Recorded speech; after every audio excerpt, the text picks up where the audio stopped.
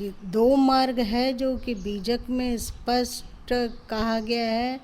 एक तो भक्ति का मार्ग है और एक विवेक का मार्ग है।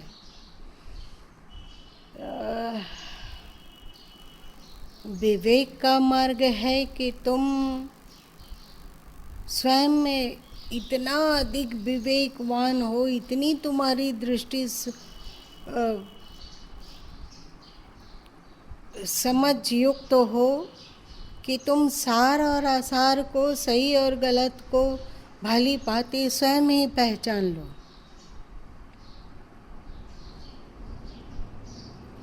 और एक होता है कि तुम सच्चे सदगुरु की शरण में जाओ और वे जो उपदेश करते हैं उसमें बिना मीन मेख निकाले पकड़ो।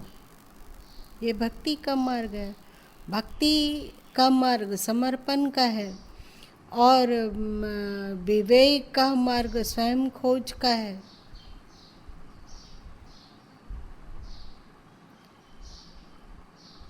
तो दोनों ही मार्ग सही है। जैसे महावीर स्वामी, शायद उनका कोई पूर्व जन्म का संस्कार रहा हो, पहले वे विवेक संपन्न रहे हों, इसलिए जब वे घर में थे तो उनका विवाह हुआ। भाई लोग और पिताजी लोग उनका विवाह किए कि ये तो एकदम यूं ही निठल्ला रहता है, तो उसका विवाह कर दें कि परिवार में वो थोड़ा फंसाव होगा। उनकी एक बेटी भी हुई और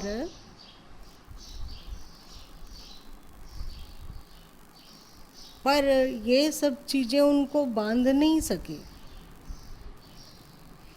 वे हमेशा सन्यास सन्यास सन्यास की बात कहने लगे कि हमें आदेश दिया जाए कि हम सन्यास को ग्रहण कर सकें और सत्य की खोज कर सकें।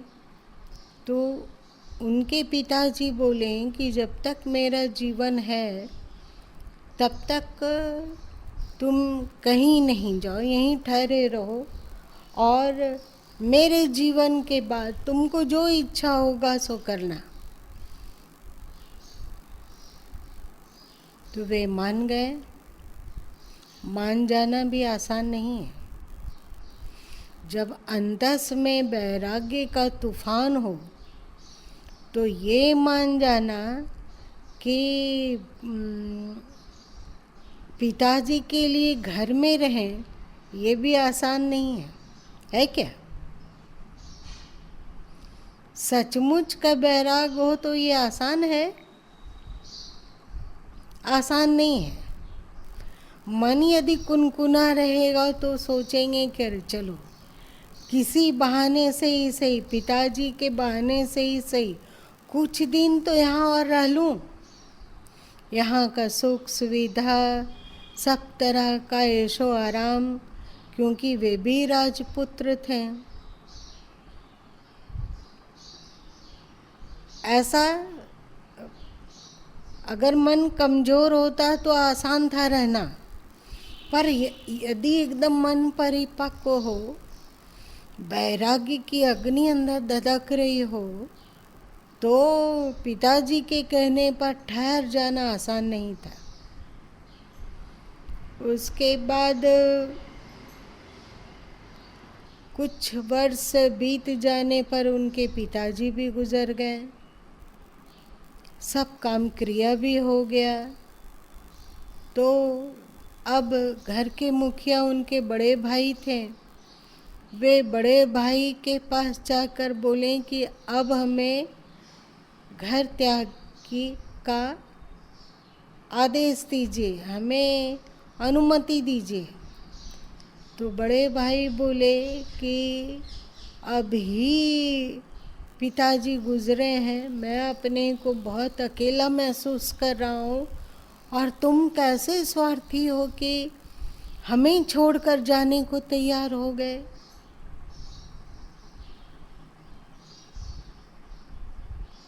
कुछ दिन रुक जाओ, कुछ हमें संभालने दो, उसके बाद जाना। फिर वे रुक गए। ये रुकना भी आसान नहीं था। तो अब महावीर जी की जो जीवनचर्या थी वो कैसी हो गई, क्या कोई जानता है? किसी को पता है?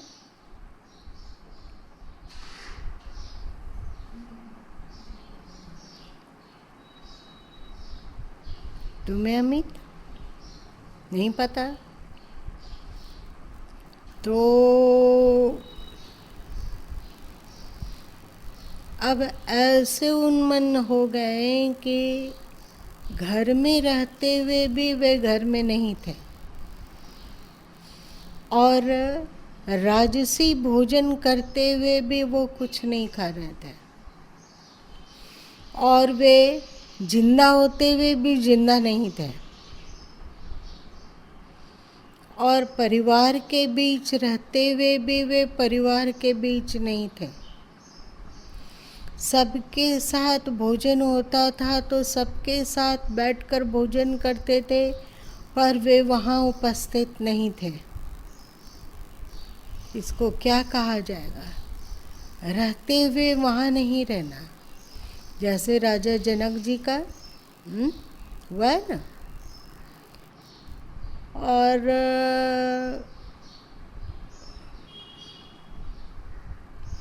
वैसे ही महावीर स्वामी की स्थिति हो गई कि सबके बीच में रहकर भी वो सबके बीच नहीं थे।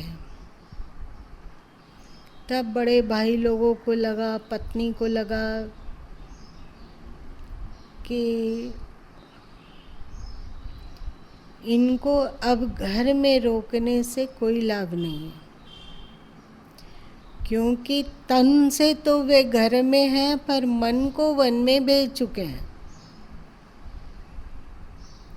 जब मन ही ना हो तो फिर इसको रोके रहने का कोई औचित्य नहीं है। तो बड़े भाई ने प्रसन्नतापूर्वक कहा कि अब तुम जा सकते हो, अब तुम गृह त्याग कर सकते हो और जो सत्य की खोज करना चाहते हो उसे खोज सकते हो। तो महावीर स्वामी वहाँ से निकल गए और उन्हें किसी गुरु की आवश्यकता नहीं पड़ी, किसी भक्ति की आवश्यकता नहीं पड़ी। उनके भीतर इतना अधिक प्रखर विवेक था, इतना प्रखर विवेक था कि दूध का दूध और पानी का पानी वे बिल्कुल पहचान पाते थे कि ये सही है, ये गलत है, ये ज्ञान है, ये अज्ञान है।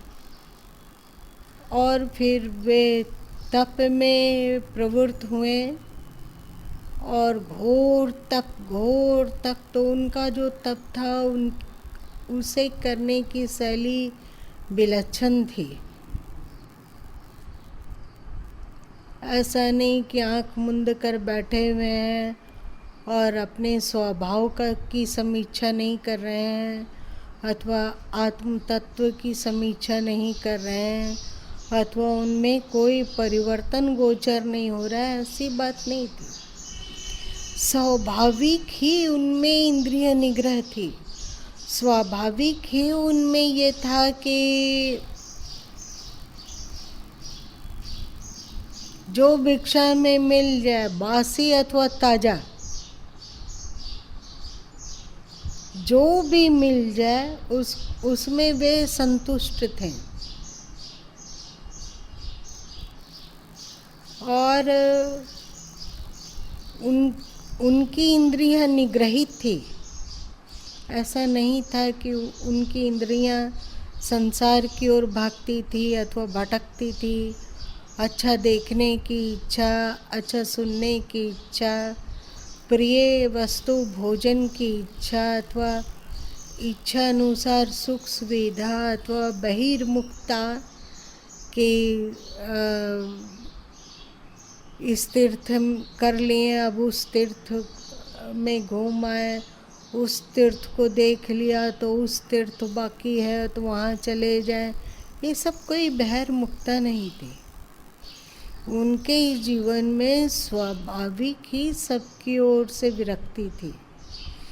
और तो और जब भिक्षा के लिए वे कहीं जाया करते थे, मतलब भिक्षा के लिए घर से निकलते थे, मतलब अपने जहाँ तप करते थे वहाँ से उठ के जाते थे कहीं, तो पहले ही वो दिमाग में खाका खींच लेते थे कि जो इस तरह का भक्त होगा उसके यहाँ भिक्षा ली जाएगी।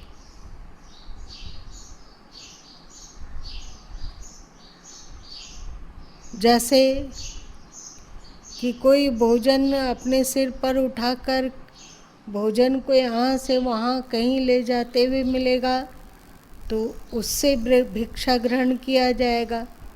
अब ये जरूरी है कि सिर पे भोजन रखा हुआ व्यक्ति कहीं जा रहा हो और वो सहजता से मिल जाए, संभव है क्या? तो फिर वो शाम तक भटकते और फिर पेड़ के नीचे आके बैठ जाते। एक बार तो हद हो गई कि उन्हें अपने शर्त के अनुसार लगभग 39 दिन तक भोजन नहीं मिला और 40वें दिन वे फिर से भिक्षाटन के लिए निकले तो एक उनकी भक्तमती थी और वे घर में रहते हुए भी महान विरक्त हो गई थी, परंतु उसकी विरक्ति को उसके पति और बच्चे सहन नहीं कर पा रहे थे। उसे लगता था कि ये बिल्कुल मार्ग भटक रही है। इंद्रिय निग्रह इतनी उस स्त्री का कि सभी तरह का सुख सुविधा होते हुए भी वे उन सुख सुविधाओं की ओर ललक नहीं रखती थी अथवा नहीं रहता था। तो उनको उनके पति दंड देने के लिए कि तुम सुधरो अथवा यहाँ से निकलो, निकलने का ऑप्शन बहुत मुश्किल से मिलता। सुधरने के लिए उसके हाथ और पैर में बेड़ी बांध दिया गया, लोहे के जंजीर से हाथ और पैर में बेड़ी बांध दिया गया और भूखा एक कमरे में बंद कर दिया गया। तो वो भूखी प्यासी कमरे में बंद रहती। उसके पति का गुस्सा 7वें आसमान पर था। वो किसी तरह से समझौता करने को तैयार नहीं था। वो बाहर से बोलता चिल्लाकर कि बताओ तेरा पागलपन छूटेगा और जैसे पहले रहती थी वैसे रहोगी कि नहीं? अभी बोल दो कि रहोगी तो दरवाज़ा खोल देंगे, फिर स्नान आदि करके तुम भोजन कर लो, अथवा ऐसे भी भोजन कर सकती हो। तो अंदर मौन रहती वो स्त्री। तो इसी तरह कई दिन बीत गए थे। अड़ोस पड़ोस में भी सूचना मिल गई कि ये आदमी अपनी पत्नी को कमरा में भूखा प्यासा बंद करके रखा है, बेड़ी से जकड़ के रखा है। तो उसकी निंदा होने लगी। तो निंदा को सुनकर उन्हें अच्छा नहीं लगा कि यदि इसको कुछ हो गया, ये मर गई तो जाति में बड़ी बदनामी हो जाएगी। वे धनी थे और एक प्रतिष्ठित व्यक्ति माने जाते थे समाज में। तो वो दरवाज़ा खोलें, एकदम लिटपिट हो गई थी उसकी पत्नी। फिर बेड़ी के सही थी कि दरवाज़ा खोल दिए, अब तुमको खाना मिलेगा, परंतु तब तक तुम्हारी बेड़ी नहीं खोली जाएगी जब तक कि तुम जैसे पहले थी वैसे नहीं हो जाती। उसके सामने लाके भोजन रख दिया गया और कहा गया कि बेड़ी लगे हाथ से भोजन करो। सामने भोजन था और वो स्त्री इतनी तपयुक्त हो गई थी, इतनी आत्मस्थ हो गई थी कि लगा कि क्या ये जीवन है। सब तरफ उसे क्षण भंगुरता और नश्वरता का ही दृश्य दिखता था। तो उसके अंतस में होने लगा कि इस क्षण भंगुर और नश्वर भोगों में डूबने की अपेक्षा तो भूखे प्यासे मर जाना अच्छा है। तो वो जो ताज़ा ताज़ा भोजन ला के उसको मिला था, वो बेड़ी लगे हुए हाथ पैर से घसीटती हुई, अपने हाथ में भोजन और बेड़ी लगे हुए हाथ पैर से घसीटती हुई वो घर के प्रमुख दरवाजे के पास जाके बैठी। आसान था ये स्त्री के लिए? इतनी भूखी, इतनी प्यासी और इतना अधिक संसार की क्षणभंगुरता का बोध। तो इस क्षणभंगुर भोगों में और विषयों में डूबे हुए जीवन उसे बिल्कुल अस्वीकार था। तो भोजन लिए हुए वे आगे बढ़ी, किसी तरह घसीटते हुए अपने को। गेट पर आई, दरवाज़ा खुला हुआ था, वहीं वो बैठ गई कि कोई भिक्षुक आएगा तो उसे वो भोजन दे देगी। संयोग से उसी ओर से महावीर स्वामी गुजर रहे थे।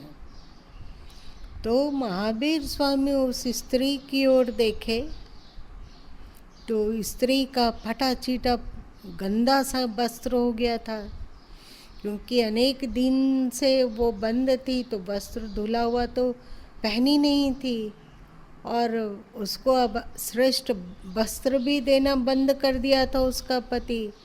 तो फटा चीटा वस्त्र पहने हुए थी और हाथ पैर में बेड़ी लगा हुआ था और एकदम दुर्बल शरीर था और एक पैर उसका दरवाजे के बाहर था और एक पैर उसका दरवाजे के भीतर था।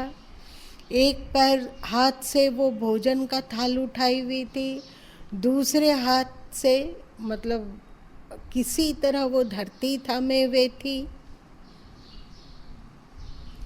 तो वहाँ ठिठके महावीर स्वामी और फिर वे आगे बढ़ने लगे। तो महावीर स्वामी को वो स्त्री पहचान ली थी, उन्हीं की तो भक्ति कर रही थी, उन्हीं का तो मार्ग अनुसरण कर रही थी। तो उसे बहुत दुख हुआ कि आज मेरे द्वार पे महावीर स्वामी आकर भी भिक्षा लिए बिना आगे निकल रहे हैं। तो उनकी आँखों में आंसू आ गया और महावीर स्वामी थोड़ा आगे बढ़कर पीछे मुड़कर देखे तो देखे कि उस स्त्री की आँख में आंसू है। तो फिर वे लौट कर आ गए और फिर उससे भिक्षा ग्रहण किए। तो उनका थाली लेकर भिक्षा ग्रहण किए। वे महावीर स्वामी उस समय 39 दिन तक अपने अद्भुत अटपटे शर्त के लिए भूखे प्यासे थे। कोई स्त्री हो जिसका एक पैर घर के भीतर हो और एक पैर बाहर हो, एक हाथ से भोजन का पात्र उठाए हुए हो और एक हाथ से किसी तरह जमीन थामे हुए हो, उसका वस्त्र मलिन हो, फटा चिटा पुराना हो और वो भूख से विकल हो, वह दुर्बल काय की हो। ये सब शर्त मिल गया था। और महावीर स्वामी आगे इसलिए बढ़े क्योंकि उनकी शर्त थी कि उसकी आंखों में आंसू हो। तो सब शर्त तो मिल गया, पर एक शर्त नहीं मिला कि उसकी आंखों में आंसू हो, इसलिए आगे बढ़ गए। और जब फिर से मुड़कर देखे महावीर स्वामी तो सभी शर्तों के साथ साथ ये भी दिखा कि उनकी आंखों में आंसू है।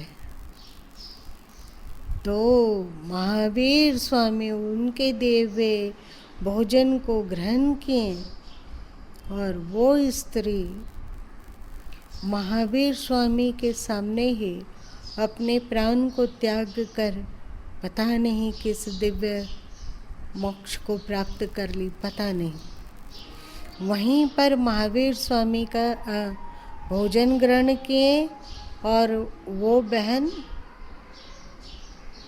वहीं पर देह त्याग दी। ये विवेक का मार्ग है। विवेक के द्वारा ईश्वर क्या है और क्या ग्रहणीय है और क्या त्याज्य है और किस ध्यान की विधि से वहाँ पहुँचा जा सकता है अथवा सत्य क्या है। यदि इस देह को संचालित करने वाली सत्ता जिसे कि आत्मा कहा गया तो वही सत्य है, तो वो कैसा है। महावीर स्वामी विवेक के द्वारा इन सब बातों को जाने। तो जो विवेक के मार्ग को चुनना चाहता हो उसे उसका पूर्वार्जित संस्कार इतना अधिक तीक्ष्ण हो कि स्वाभाविक रूप से बिना किसी मार्गदर्शन के वो जान सके कि क्या ग्रहणीय है, क्या उपेक्षणीय है, और भौतिक जगत से उसको विरक्ति हो, इंद्रिय निग्रह की असीम क्षमता हो उसमें, ये सब जब क्वालिटियाँ हो तो वे विवेक का मार्ग को अनुसरण कर सकते हैं। महात्मा बुद्ध भी विवेक मार्ग के पोषक थे, लेकिन महावीर स्वामी और महात्मा बुद्ध में एक अंतर था। क्या अंतर था? महावीर स्वामी बिना कुछ देखे, बिना कुछ सुने, बिना कुछ जाने, बिना किसी का उपदेश के बचपन से ही उनमें विरक्ति, इंद्रिय निग्रह इत्यादि था। पर महात्मा बुद्ध जब किसी वृद्ध को देखें, किसी बीमार को देखें और किसी मृत व्यक्ति को देखें और किसी को चिता में जलते हुए देखे, तब उनको वैराग्य हुआ। समझ रहे हो? ये वैराग्य उन्हें बाद में हुआ, परंतु ये वैराग्य भी कम कीमती नहीं है। हम लोग तो प्रतिदिन देखते हैं मृत व्यक्ति को, बीमार व्यक्ति को, बूढ़े व्यक्ति को अथवा चिता में जलते हुए लाशों को, तो भी हम लोगों में कहाँ वैराग्य होता है? होता है क्या? नहीं होता है। तो महात्मा बुद्ध इन सब चीज़ों को देखकर उनमें वैराग्य उत्पन्न हुआ, तो वे भी बहुत कीमती थे। और फिर महात्मा बुद्ध अनेक संतों के शरण में गए। जानते हो, जिन्होंने जो उनको साधन बताया वे किए। किसी ने कहा कि चावल का एक दाना खाकर तप करो तो वो मिलेगा, तो वे चावल का एक दाना रोज खा के तप करने लगे। किसी ने कहा भूखे रहकर तप करो तब वे मिलेंगे, तब वे भूखे रहकर तप करने लगे। मतलब जो उन्हें कहा गया वे सब वे किए,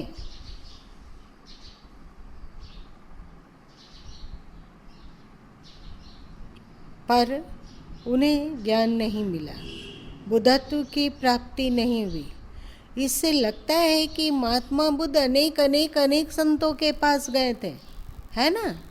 और महावीर स्वामी किसी उनकी, जहाँ तक गुरुमा उनकी जीवनी को जानते हैं, तो उनमें जन्मजातीय संस्कार थे।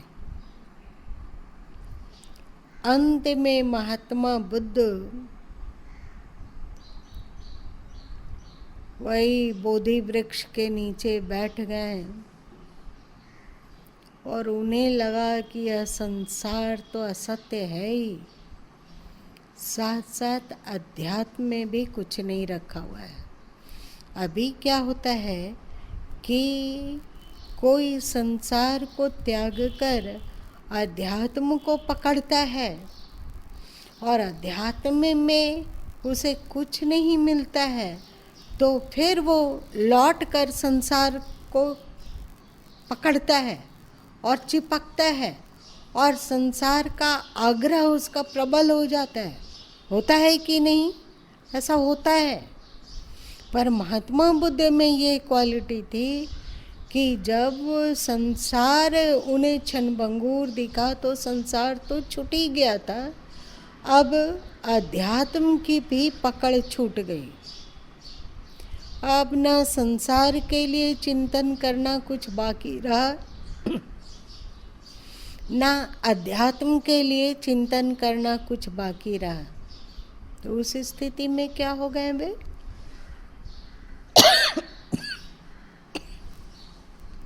क्या हुए वे? अब न उनका मन संसार की ओर जा रहा है, न अध्यात्म की ओर। मौन हो गए, अकंप हो गए, वर्तमान में ठहर गए। अब न संसार की ओर भाग रहे हैं, न अध्यात्म की ओर। शून्य हो गए, चुप हो गए। तो उन्हें उस शून्यता और चुप्पी के समय में बुद्धत्व आया, बुद्धत्व प्रकट हुआ, मतलब ज्ञान प्रकट हुआ। वे जान सके कि क्या सही है। वे उस वर्तमान में स्थिर हो गए, वे उस मौन में स्थित हो गए, टिक गए।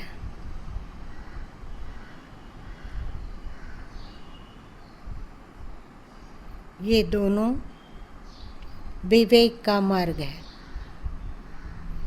अब बताओ कि इसमें जितने लोग सुन रहे हैं,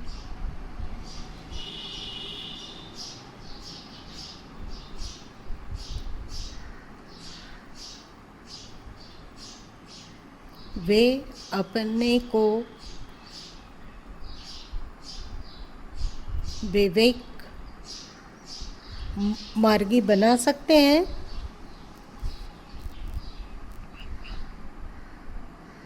क्या वे विवेक मार्ग को चुन सकते हैं?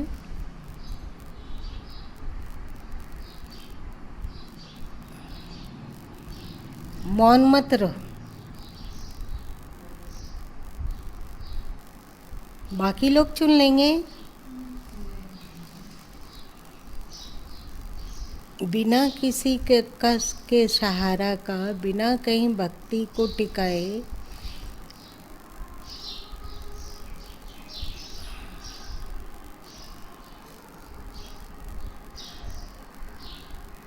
अपने विवेक से सही मार्ग का अनुसरण करना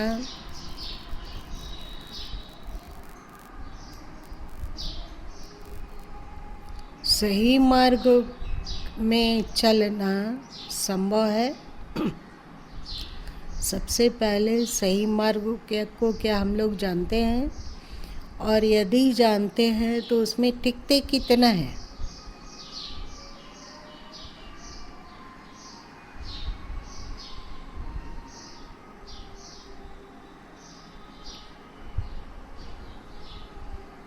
तप का मार्ग है स्वावलंबन, और भक्ति का मार्ग है कोई सहारा। तो तप के मार्ग में स्वावलंबन है। कितना दिन तप किया जाएगा तब सत्य का बोध हो जाएगा। अभी देखो, अभी तुम लोग आत्मा के बारे में जानते हो, साधन के बारे में जानते हो, ईश्वर अनुभूति क्या है उसके बारे में जानते हो।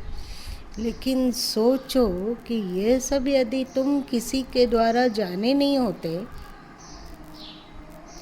ये सब तुम्हारे भीतर से उत्पन्न होता, तो कितना समय लगेगा।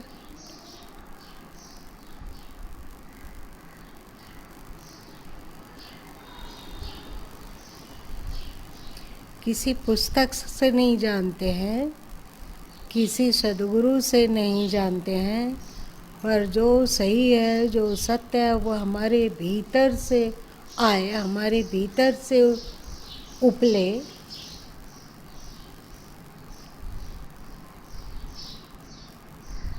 क्या अमित?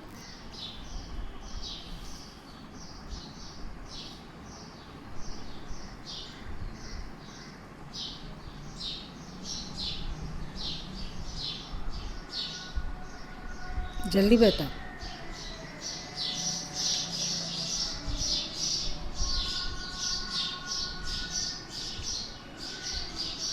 जो गुरु माँ बोल रहे हैं वही तो बात मन विचार में आ रही थी कि विवेक का मार्ग भी व्यक्ति कैसे चुनेगा, क्योंकि उसके अंदर जो भी विवेक आया है वो भी तो सदगुरु से आया है, फिर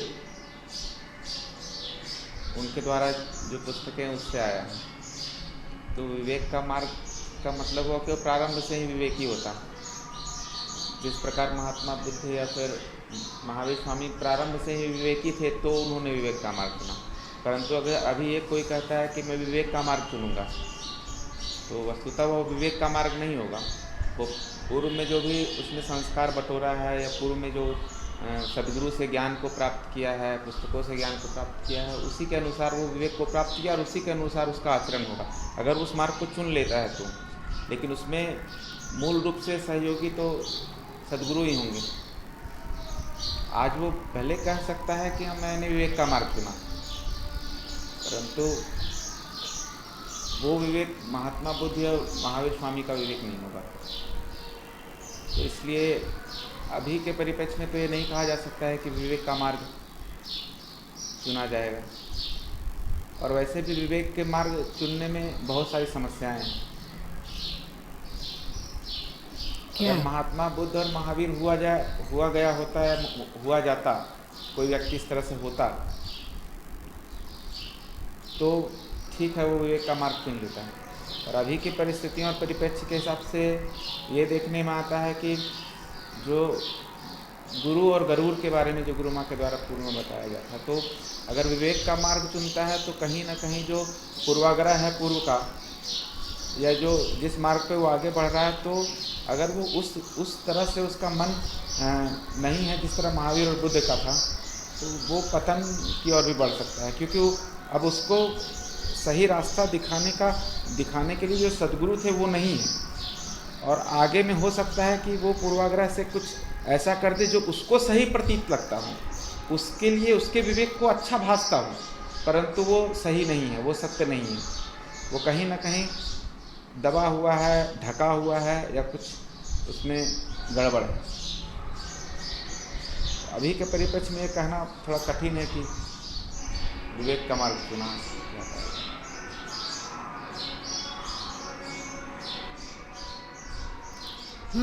वो पद याद आ गया जो कि विस्मृत हो गया था कि बल छूटे आपने कीरे छुड़ावे पीव, है ना, बीजक में कि बल छूटे आपने, अपने बल से छूटना, ये हुआ विवेक का मार्ग, और कीरे छुड़ावे पीव हुआ भक्ति का मार्ग, सदगुरु की भक्ति। अब सदगुरु की भक्ति से हम लाभान्वित कैसे हो सकेंगे?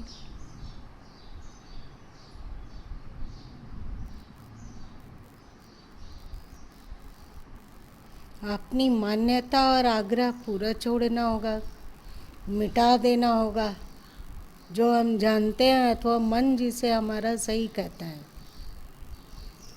तभी होगा ना।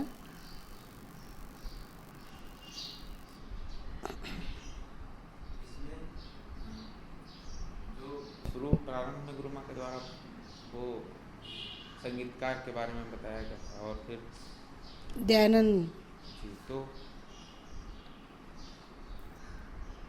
वो तो एक बात हो गई, लेकिन यहाँ जो वस्तु स्थिति है, जो प्रैक्टिकल जो जीवन में देखने को मिलता है कि वो उसने जिससे भी जहाँ से भी जिस भी चीज़ों को प्राप्त किया है, जो भी उसके अंदर पूर्वाग्रह है ज्ञान को लेकर या जो भी चीज़ों को लेकर के, तो अगर वो ये कह भी देता है कि मैं उन चीज़ों को छोड़ना चाहता हूँ या छोड़ने के लिए तत्पर हूँ, परंतु जो ये कहा गया कि गुरु के द्वारा जो मिलेगा उसी रूप में उसको ग्रहण करना है, उसमें उन चीज़ों को शामिल नहीं करना है जो तुमने पूर्व में प्राप्त किया है।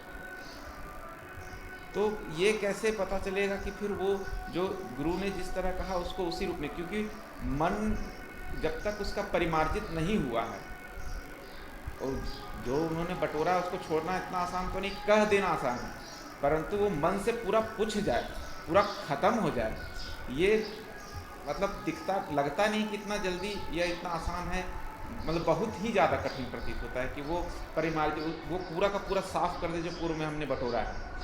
तो इस परिस्थिति में जो गुरु के द्वारा जो भी कहा जाएगा या जो बताया जाएगा, जो भी जिस तरह की मतलब मन के अशुद्धि के कारण वो सब जैसे का तैसा समझना आसान नहीं है, यही ना, तो अपने तरीके से व्याख्यायित करेगा अब। तो अब ये बताओ कि हम लोगों में से कौन कौन मन को निर्मल बनाने के लिए पुरुषार्थ कर रहा है, क्योंकि बिना पुरुषार्थ का तो मन निर्मल हो नहीं सकता है। गुरु सदगुरु मार्ग बता देंगे, पर चलना तो स्वयं ही होता है। कोई घर में भोजन बना देता है, बहुत अच्छी बात है, माँ बना दे, बेटी बना दे, बहन बना दे, पत्नी बना दे, लेकिन खाना तो स्वयं होता है। कोई मुंह में भर भी दे तो भी निगलना तो स्वयं ही होता है और उसको पचाना भी स्वयं ही होता है। ऐसा नहीं है कि किसी मित्र का अथवा किसी परिजन का पाचन क्रिया के द्वारा हमने जो भोजन किया उसको पचा ले, ऐसा हो सकता है क्या? ऐसा नहीं हो सकता है। अंत में आपको जो वे कह रहे हैं, जितना तुम समझ रहे हो, उस मार्ग का प्रारंभ में बलपूर्वक अनुसरण करना होगा, फिर धीरे धीरे उसी तरह का संस्कार बन जाएगा। और एक बात कि अभी हम लोगों का मन यदि गुरु की वाणी को गलत तरीके से व्याख्यायित करता हो और सदगुरु अभी धरती दुनिया में हैं, वे ओझल नहीं हुए हैं, तो उनसे पूछा जा सकता है कि ये आपकी वाणी से हमारा मन ये समझा, ये अर्थ निकाला, क्या ये सही है?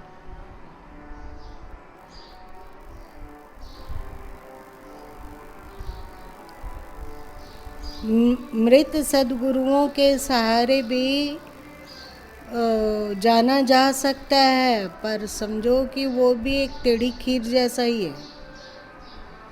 जीवन काल में यदि सद्गुरु से जुड़े हैं और तो उनसे पूछा जा सकता है कि हम ये मार्ग पे चलना चाह रहे हैं, ये सही है कि गलत है, हम ये उपदेश का मतलब समझे, ये सही है कि गलत है। ऑप्शन है ना।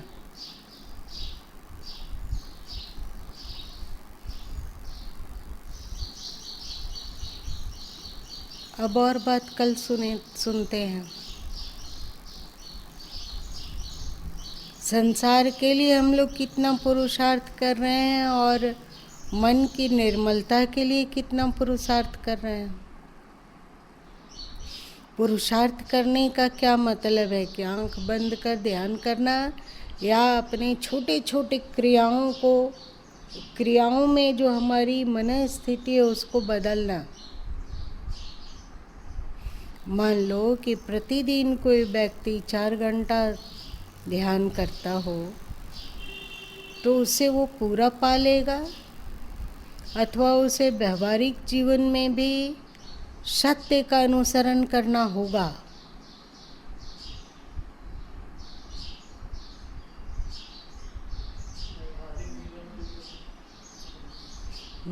दोनों तरीके से जब मन को निर्मल बनाने का पुरुषार्थ करेंगे तभी निर्मल हो सकेगा। व्यवहारिक जगत में भी जो मलिनता का कारण है उन सबको हटा दिए, और आध्यात्मिक जगत में भी जो मन की मलिनता है उसको एक एक करके हटाएं। और हमें विश्वास है कि हर सत्संगी जानता है कि ये सही है, मलिनता की ओर ले जाने वाला है कि निर्मलता की ओर ले जाने वाला है। इतने अभागे हम लोग नहीं हैं कि समझ नहीं है क्या कोई अभागा इतना? सबको में ये है कि ये सही है, ये गलत है। तो तुमको जबरन सही मार्ग पे चलना होगा और जबरन शुरू में मलिनता वाला मार्ग को छोड़ना होगा। इसके लिए शुरू में जबरदस्ती तो करना ही होगा। फिर धीरे धीरे वो स्वभाव बन जाता है, और फिर इसी तरह के स्वभाव में कि मलिनता का त्याग किए, निर्मलता को अपनाए, इसी तरह जीवन जीते जीते जीते तब एक ऐसा समय आता है कि जन्म के बाद जैसे ही थोड़ा होश संभाला गया तो अंतर से वैराग्य, ज्ञान, विवेक, भक्ति, प्रेम सब कुछ जन्मजात होता है। लेकिन उसके लिए पुरुषार्थ तो करना होगा। महात्मा बुद्ध अपनी जातक कथाओं में 300 पूर्व जन्मों के बारे में बताए ना, तो वे अपने मन की क्वालिटी का बखान किए कि उस परिस्थिति में वो क्या किए, सो बखान किए। क्या बोलो? तो उस परिस्थिति में वो धीरे धीरे धीरे करके सुधारते सुधारते एक दिन बुद्धत्व को प्राप्त हुआ। तो हम लोग सोचेंगे कि अपने आप मन निर्मल हो जाएगा, अपने आप सही दिशा में चलेंगे, अपने आप मलिनता छूट जाएगी, अपने आप बहिर्मुखता छूट जाएगी। तो ये मात्र कल्पना है। सद्गुरु से सहारा लो और स्वयं पुरुषार्थ करो। ठीक है? आज फिर ज़्यादा देर हो गया।